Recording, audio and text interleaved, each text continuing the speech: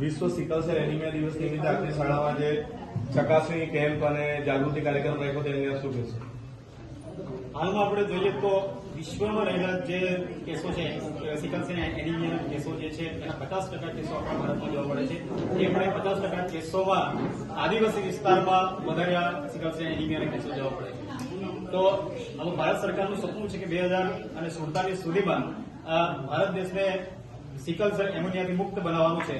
ત્યારે એ અભિયાન અંતર્ગત જ્યારે બધી સ્કૂલોમાં આ સિકલ સેલ એનિમિયા જાગૃતતા દિવસ તરીકે ઉજવાઈ રહ્યો છે, ત્યારે અમારી શાળામાં પણ એ દિવસની ઉત્સવભેર અમે ઉજવણી કરી રહ્યા છે.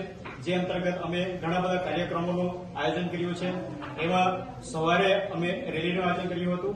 9 વાગે અમે સૌ વિદ્યાર્થીઓ મળીને આખા જે ફળીઓ છે એ ફળિયામાં અમે રેલી કાઢી હતી.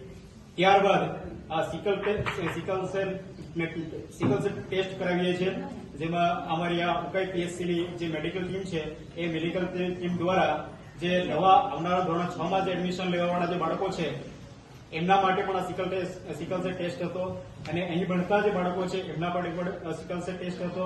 અને એ સિકલ ટેસ્ટ કરીને અમે જાણીશું કે કેટલા બાળકો આ સિકલ સેલથી પીડાય છે.